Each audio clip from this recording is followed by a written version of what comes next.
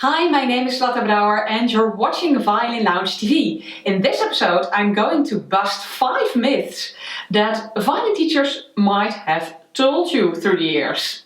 The first one is that your violin should be completely weightless on your shoulder and that you should do no effort at all to hold your violin. Then that you must be able to go shopping holding your violin. Well, everywhere where we have gravity, you must hold your violin. And you can better balance it between your collarbone, so your violin must be in contact with your collarbone, and your left hand. This can save you some very nasty neck and shoulder pain. Research even discovered that your intonation, so playing in tune, can improve when you have more contact with the violin with your left hand and if the violin rests in your left hand a little bit.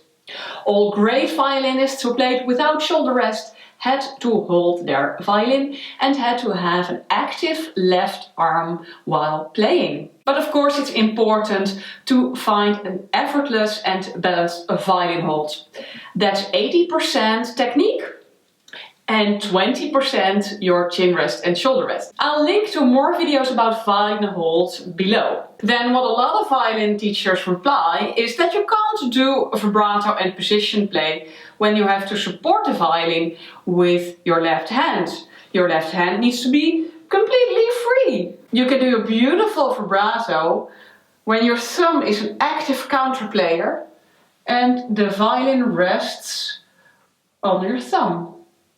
As we talked about that your intonation can improve when you hold contact with the violin, this is true for position play as well. You can easily move up the positions while holding your violin like this.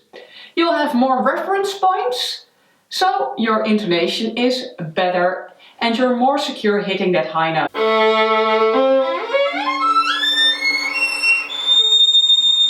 The third myth is to put your fingers on the string as softly as possible. Well, then first of all your intonation becomes very insecure and it also doesn't improve your articulation. It's the difference between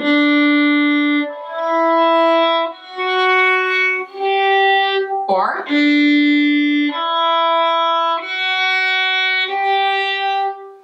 you should place your fingers firmly on the string like little hammers. Of course you shouldn't squeeze the neck of the violin like you want to choke it or something. Your left hand must remain relaxed, but you can place your fingers in a way that you can hear it.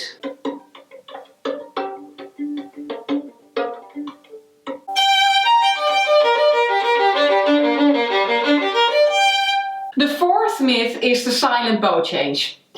It's never really silent because in the hand motion that your string makes, the string is vibrating in a different direction in down bow and up bow. So when you go from down bow to up bow, you must actually stop the motion of your string and let it vibrate in a different direction. However, we can create the illusion of a silent bow change, and that's what we want to strive for. We strive for the silent bow change, but we know that it's not really possible.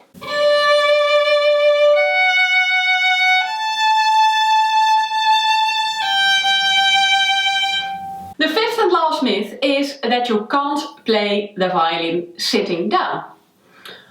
Look at, well, maybe the top 10 orchestras in the world. Do they all stand? No, they sit. If it was better to stand, then they would.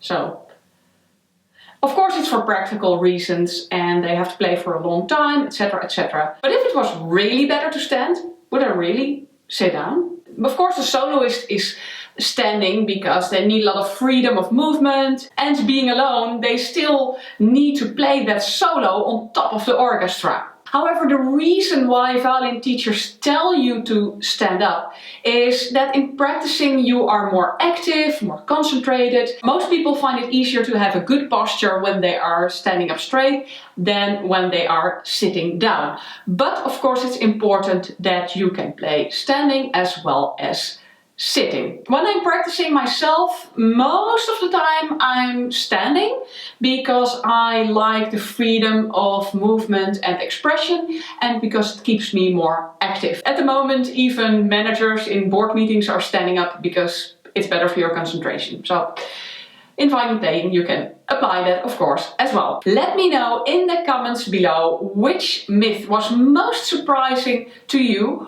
or if you know other myths, then please share them. Well, the purpose of this video is not to criticize violin teachers, but to just bust some myths. I love you violin teachers all over the world. I respect you, even if you teach in a different way than I do, because there are several ways that lead to Rome. And I want to tell you all that it's amazing what you do for your students. So, you know, just as a little disclaimer to this video. If you like this video, then please note that I post a new video every Wednesday. So subscribe and turn on notifications if you don't want to miss it. Thanks so much for watching this episode of Violin Lounge TV, and I hope to see you in another video. Bye bye!